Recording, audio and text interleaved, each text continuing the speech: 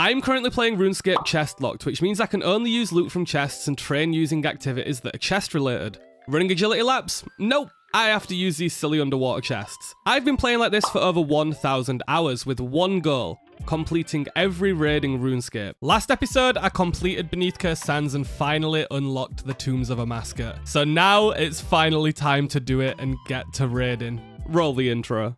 RuneScape is a game where there are many sources of items. From bossing, to skilling, to minigames, but nothing is more exciting than opening a treasure chest. From endgame chests everybody dreams of, to forgotten chests that nobody knows, chests exist all throughout RuneScape. In this series, I aim to answer one simple question. Can you complete every raid in RuneScape with your only source of items being from chests?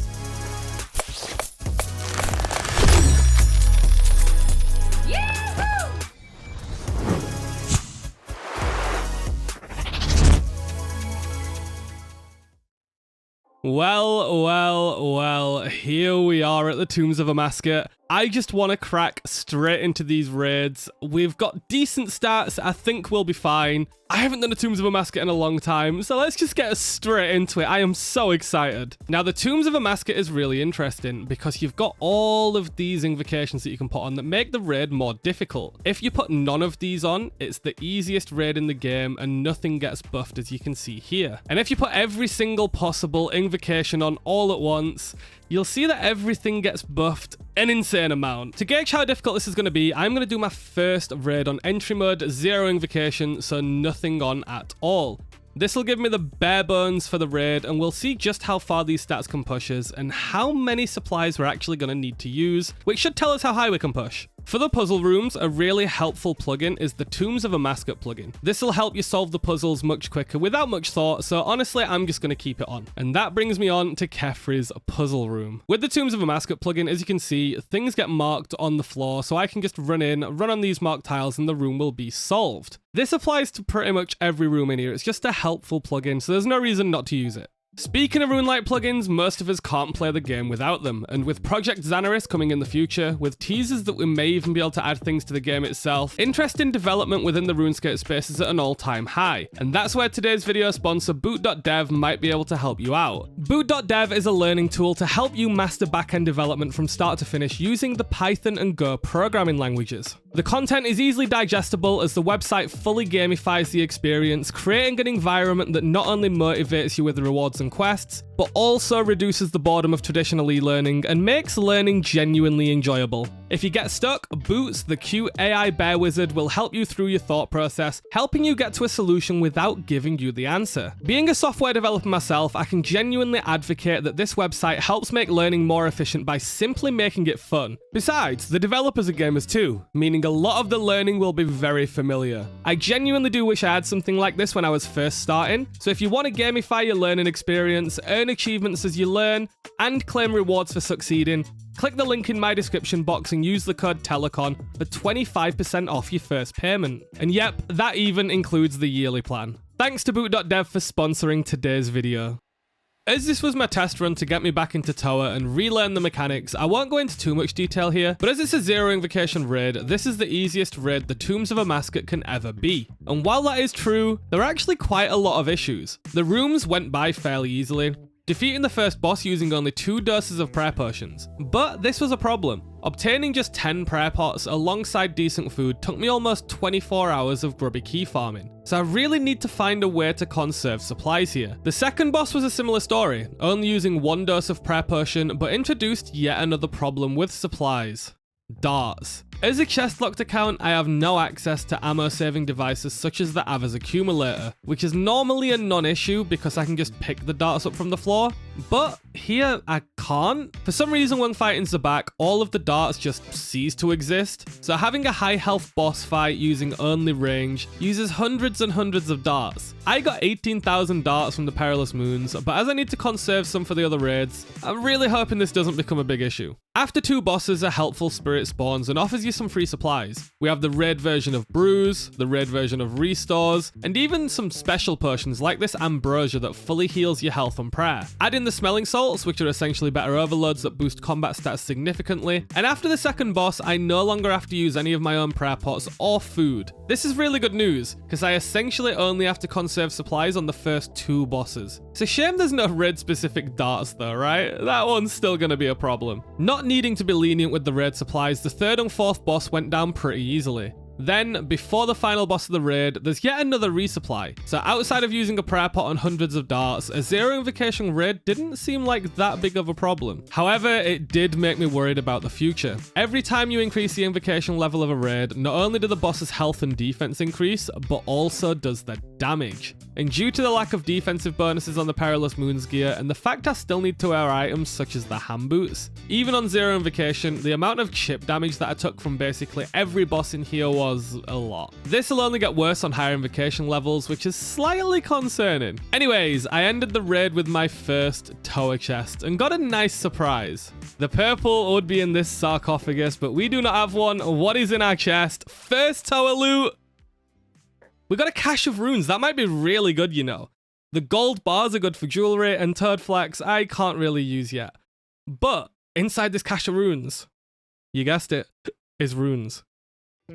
Ooh, 1,252 blood runes. That is insane. What the hell? Overall, this was good news though. The raid was possible, even with my lackluster and low defense, which excited me. So I wanted to get straight back in. But instead of increasing the raid level slightly, I wanted to do my first actual raid on the account. Not an entry level raid, a full regular raid. So I pushed my invocation up to the minimum to make that happen, from 0 all the way up to 150, increasing every boss's HP, defense, accuracy, and damage by 60%, which is scary to say the least. But I think I can do it. Adding invocations is also risky though. Each invocation affects the raid in some way. If any of the ones that I've put on have a significant impact, I'll bring it up as we go through the raid. I decided to tackle the bosses in the same order as before because the first 2 should use the least supplies, which is definitely a huge consideration for me. So let me formally introduce you to the first Tombs of Amascut boss, Kefri the Scabarous. Kefri is a giant bug that spawns armies of insects, somehow has magic fireballs, and literally shits all over you.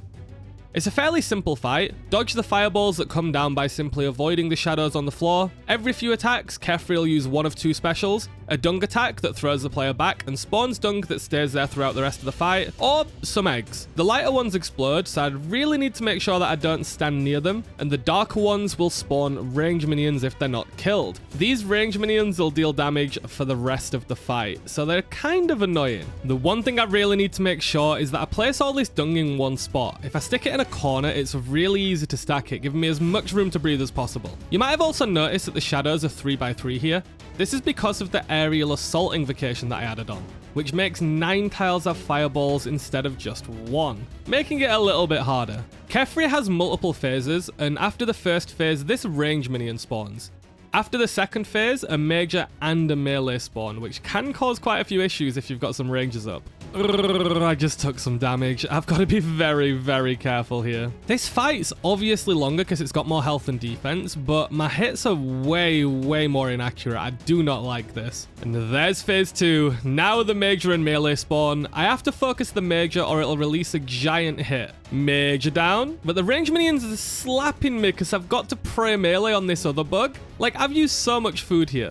It's partly due to the range minions hurting me when killing the melee minion, but the bigger issue is I've forgotten anti-poison, so it's just slowly chipping away at my health. This might genuinely be my downfall. Well, I had good dung management until I started panicking. This is not looking good.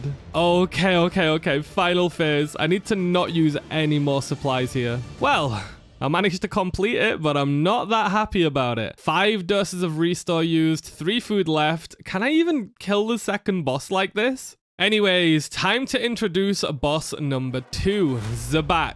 the crocodile. Zabak, the strongest croc in Gielinor, is hopefully gonna be the easiest room for me. It's nice enough to wave a few times, spawn some poison, and somehow throws rocks without moving a leg. Zabak's fight is actually quite simple. It attacks with all 3 styles, but as long as you're not next to it, it will not melee, leaving it with this red orb, which is its magic attack, and this rock, which is its ranged attack, both of which can be prayed against to take 0 damage. Throughout the fight, it'll have 2 alternating special attacks. One is its wave special, where it spawns pools of poison on the floor, and has 3 waves coming from the side. I've just got to dodge between the poison and squeeze through the gaps in the waves to take no damage here. Its other special is its roar attack. Much like the other special, it'll spawn pools of poison and jugs on the floor, but this time also some rocks. These rocks act like a shield, so I need to push a jug into the rocks to clear the poison, and then stand behind the rocks before Zabak roars to once again take 0 damage. When Zabak falls low enough, it'll enrage and no longer do any special attacks, but it'll attack much faster. So the goal here is to pray correctly and come out of this alive. The good news is I'm hitting. The bad news, not that much. I can feel it being much more inaccurate already. I'm poisoned again. Not bringing this anti-poison's caused so many issues, and I definitely don't want to get hit by this roar. Oh my god, I can't hit it from back here with this weapon. The range on this at Lattle's gonna genuinely be a problem. Okay, it's under half. It's under half. I really wish the Eclipse set's burn effect would be doing more, but I guess because of the accuracy being low right now, it's not proccing that often. Just about to hit the enrage phase, and I've honestly made just one mistake here. I've took no damage on its specials, but I did get poisoned by standing in an acid pool. It does look like I'll get through this though. Okay, there we go. That is incredibly good. But in the Zero Invocation raid, Kefri and Zabak were literally a non-issue, so the fact that they've lowered my supplies this much is really bad. But I do get the helpful spirit. I really want this smelling salt so I can not only deal more damage, but be way more accurate. However, with my supplies being this low, I genuinely think I need to take life here. How the hell am I going to do experts? Now onto the third boss, Arca, the human? Arca's probably the most complicated boss of the bunch. It'll always have 2 prayers up, meaning I can only hit the boss with 1 attack style, and Arca also hits with a different combat style depending on its current prayer. This is an issue for me because it forces me to use magic for a large majority of this fight, which is my weakest combat style by far. When Arca falls to certain health thresholds, it'll spawn 4 shadows, 1 in each quadrant of its arena. These begin charging an attack that hits the entire arena, but if I can defeat one of them fast enough, that quadrant will not take any damage. This cycle repeats until 4 shadows have been defeated and Arca's health is depleted to 0. But during this time, Arca also has 2 special attacks in solos. One of them's fine because I can just stand still for it. The other's a memory game. Arca will disappear and the 4 icons in the middle of the room will begin to light up. This is basically a glorified game of Simon Says. When the sequence is complete, I need to stand in the correct quadrants in order. Otherwise, I'll take significant damage. Once Arca falls to 0 health, it protects from magic and range, heals a bit, and begins teleporting to the 4 corners of the room. White orbs will travel across the map, making this very hard to deal with, as you need to dodge and can only use melee as a combat style. But once Arca dies here, the room is complete. Well, on to Arca. If you run around the room a little bit and don't let it hit you, it actually takes longer to change its style off, so I'm going to be taking less damage right now on this phase, especially while nothing else is going on. Should probably do this at the beginning of every fight. But I do need to conserve run energy, so I'll just do it until the shadows spawn. Speaking of shadows, I'm screwed. This timer's going to fill up. Please? I can't kill him fast enough. Oh my god. Holy crap, I just got it in time. Now, as you can see, this memory game is fast. I need to move quadrants every 2 ticks instead of 4. This is all thanks to an invocation I added called Feeling Special, which doubles the speed of the memory game. I just can't hit anything with range. On this 150, just nothing wants to be hit properly with range. I just hit so many zeros. I'm gonna have to just go and train my skills, aren't I? I'm gonna have to just train my combats. I've got no other choice. Like, these are the most important. These need to die. Even magic splashing a lot. And then I took a vital hit on the last shadow because I forgot to switch prayers. Oh my god, I forgot to change prayer. Praying Mage lowers the damage of these, but honestly, I shouldn't be taking damage from them anyway. I suck. The main thing that I'm noticing is I just lacked accuracy. Like, almost every style, I'm just hitting nothing. Oh, fuck. Oh, I died. Yep, I died. But it's not all bad news. I have an invocation on that limits my attempts to 3 lives, and because when you die, you also receive some stackable honey locust, a food that restores both 20 hit points and 20 prayer, I think I can give this another go. But I did notice something interesting. I also am very confused. I wonder if they've made a change or not, but the Amulet of Damned should actually be removed right now. According to the wiki, it says, even in safe deaths, if you die with this item, it turns to dust and degrades entirely. So I thought this would have disappeared right now. Anyways, I had another attempt and got back to the final phase with not many supplies lost due to the help from the honey locust the raid kindly provided me with. I honestly shouldn't have died here last time, but this is where not having accuracy increase in items is really hurting me. I just can't seem to hit at all. Yes, I'm seeing Barber, baby. I was much better at this fight, so I think once I've sent a few raids, I'll be okay. And welcome to the final of the main 4 bosses, Barber the Baboon. Barber is a boss that just heavily reminds me of the Crash Bandicoot games for some reason. It only uses melee, although it can hit through prayer, so damage is to be expected here. While fighting Barber's fairly simple, it does have a few more attacks than just auto attacks. First, the shockwave. Shadows start appearing at the player's location and it'll deal damage on those tiles. Simply move away to avoid it. Next is the rockfall, which will spawn 2 rocks in the room.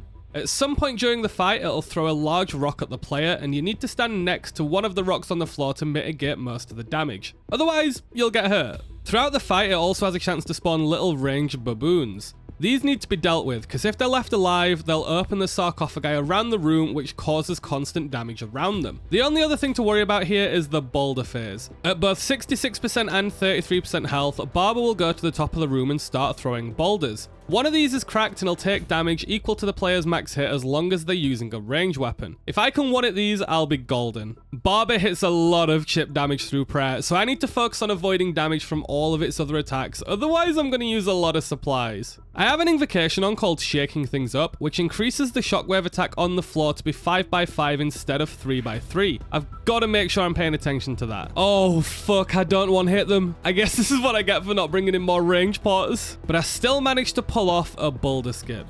A boulder skip allows the player to get to the top of the room before Barber finishes throwing boulders. I now have a choice of hitting the boss with melee, ending the phase early, or attacking it with range to get some extra damage off while it still throws boulders. So there's an obvious choice here. I've got 3 doses of ambrosia, which is a full heal for health and prayer 3 times. I'm still not sure I'm going to be able to do this. The chip damage is just insane without much defense. I've got no prayer left. The last dose. Oh no. Basically a fight to the death now. And I lost it. Well played, Barber. That is annoying. And difficult. Why does it deal so much damage? I have a sneaking suspicion I'll lose my amulet if I wipe the entire raid, so I'm gonna leave and have a think about what to do. Okay, honestly, I think I've got no other choice but to train and get some more supplies here. I think my stats are the main thing letting my accuracy down. So I set off to Ammonite Crabs to train some melee stats, and after many days, I trained all the way up to 85 attack and 85 strength, which should help me out a lot. All I could think about while training though was how the hell I was going to train range and magic. Acquiring runes and ammo on this account is dreadful, so wasting the atlatl darts to train range seemed like a bad idea, but I had to train.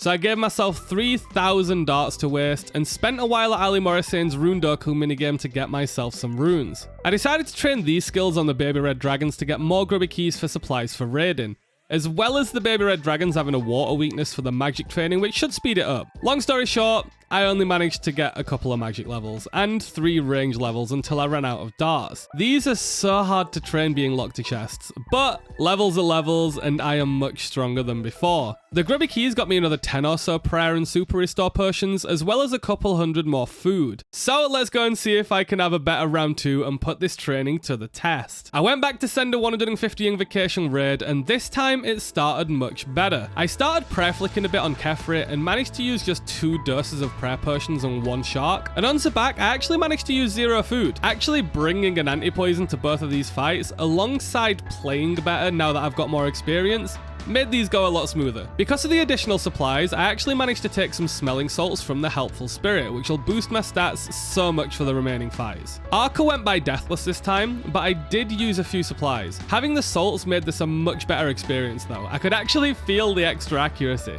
and I even managed to complete Barber.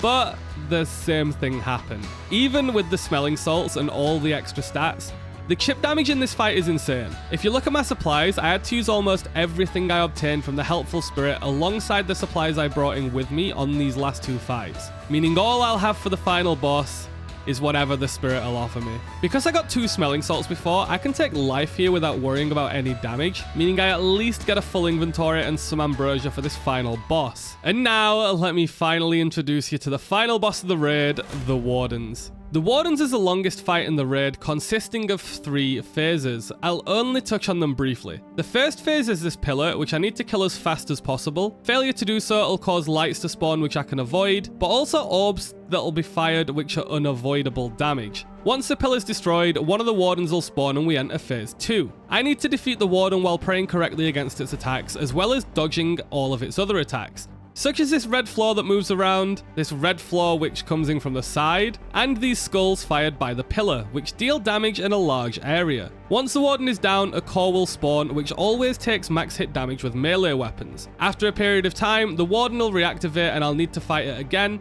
this time with a different combat style. The combat styles swap between magic and range every time. Once the core's defeated, I move on to phase 3. This is probably the most fun part of the entire raid. The Warden will attack the floor and I need to keep moving to avoid it. It attacks left, then right, then both, where only the middle column in front of the boss is safe. At certain thresholds, the Warden will summon some skulls. If I hit all of these, it'll deal significant damage to the boss and will make me not take any damage. After the second phase of skulls, Zabak will spawn, which will fire its ranged and magic attacks, which must be correctly prayed against. After the third set of skulls, Barber will also spawn, periodically firing boulders at the player's location. When the Warden reaches low health, it'll enrage, slowly causing tiles to disappear from the back of the room. The other bosses will attack faster here as well, and it'll no longer do its floor attack and instead spawn a load of shadows I need to avoid. Once this boss is defeated, the raid is completed.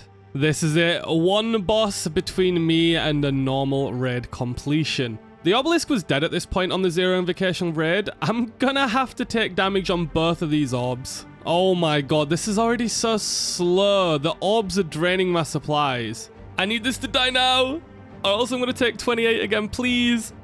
Please. Please. Oh, come on. No, this is not what I need right now. Finally, on to phase 2. Just like with Barber, I'm doing everything correct so far, but the chip damage just adds up. Being forced into magic is really not good. Airwave is just so inaccurate and low hitting, it's got nothing against the charge staff. Because I max it with all melee attacks on the core, the Dragon Dagger is actually the best special attack weapon here due to its multi-hits. Holy crap, it's been barely 30 seconds and I've almost completed this phase already. Range is so much quicker, why can't they all be range phases? And that's another magic phase down. I think this is going to be it. Yeah! I've still got plenty of supplies left. I can do this. The most important thing here is to get into a rhythm and to stick to it. I really shouldn't be taking any damage here. Hello, Zabak. I need to stop praying overheads now. This is going well so far. I've taken like 0 damage, but with the amount of damage that I'm dealing, I'm quite scared of the final enrage phase. If I don't kill it fast enough, there'll only be 1 row of tiles left. And there's Barber, just the enrage phase left. I think this is it. Please? Oh, I've barely used any supplies so far. I just need some solid damage here. Come on, I can do this. I've got a full ambrosia. Like, there's no reason for me to die here. None at all.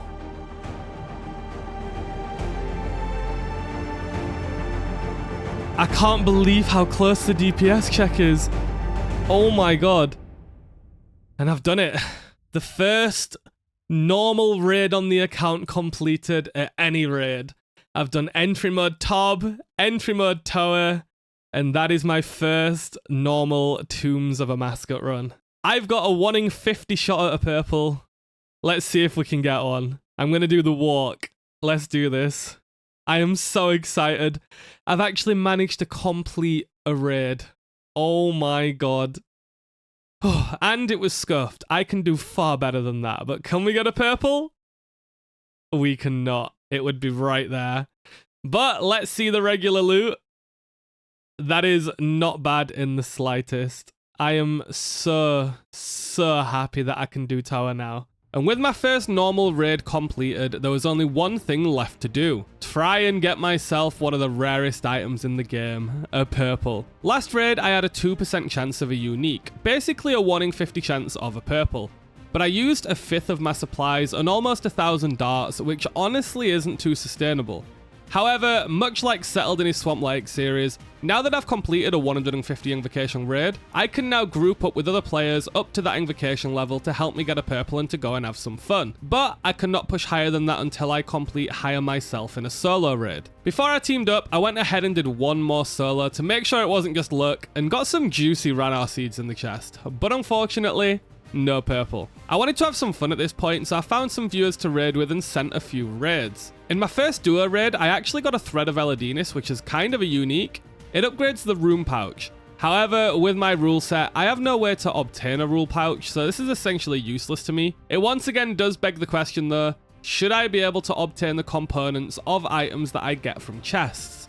Let me know in the comments. I then did more raids of various group sizes and did notice a few things. First, I used far less supplies in groups. If I prayer flicked, I actually used 0 prayer potions because the kills were faster, and I was using just 300 to 400 darts a raid instead of the typical 1,000 in a solo. But the trade-off was that instead of getting a 2% chance of a purple after every run, instead it was around 1%, no matter the group size. This made me step back a little bit and try to think of the best thing for my account. Do I want a higher purple chance at the cost of more supplies, or do I want to conserve supplies for a lower purple chance? And then I had a thought, why not both? There are a few tricks within the Tombs of Amascut. First, in a duo or higher, if one person stands one tile away from Zabak, everyone else can melee Zabak without ever getting meleeed back. This was amazing. I no longer had to use darts on Zabak and could just instead melee it for the entire fight, saving many darts for future raids. Just changing this conserved my supplies a lot, but I still had one glaring issue. My chance of a purple. Within the Tombs of Amascut, almost everything gives you points. The main thing being dealing damage to bosses. Each boss within the tombs actually has a point multiplier though, which made me notice something interesting. Barber, Zabak, and the Wardens all give insane points multipliers.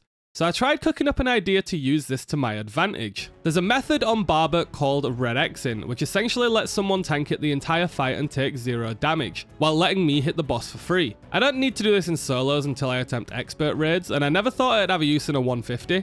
However, this is a perfect method to obtain more points. If I get my duo partner to simply unequip their weapon and hit the boss, I'll get almost all of the points for the Barber kill. And because they're doubled, I'm essentially getting more than 4 times the points of a solo Barber. Let's try it out. Oh my god, this is working so well. Almost every hit is increasing my unique chance. I didn't get a purple from this raid. In fact, I haven't seen a purple in 15 raids. However, just allowing me to solo Barber got my loot chance all the way from 1% to 1.35, a huge increase. But how can I push this even higher? I wanted to exhaust every avenue possible to get as many points as possible within my limitations of not going higher than 150 invocation raid. So I took a look at the invocation list and decided to turn off most invocations for 2 others, Path Seeker and Walk the Path. Both of these invocations level up the bosses within the raid, and when a boss levels up, its health increases, leading to more points. Albeit it does make the bosses much harder. With these invocations on, Barber should always level up to level 3 or 4 if done last, and that increases its HP the most, meaning more points for me. On top of this, we decided to let me solo Phase 3 of the Wardens. Considering Phase 3 of the Wardens is essentially 0 damage until the Enrage phase, we took an extra 10 minutes to allow me to solo the entire boss all the way down to the final Enrage. All of these hits gave me a 2.5 times point multiplier. And while it did make the raid much longer, it was much more efficient for me than doing multiple regular raids back to back. I'm on over 2% already and it's not even Enraged. This is insane. So as you can see, it was definitely worth the discovery. And so I did another 13 raids just like this, sat there hoping for a purple, but it never came. In fact, in this entire experience, I didn't even see a purple. Whether it was a solo, duo, 3-man, 5-man, but I am hopeful. And with the new discoveries under my belt and a way to get 1% higher unique chance per hour, it's only a matter of time until I eventually see that purple light.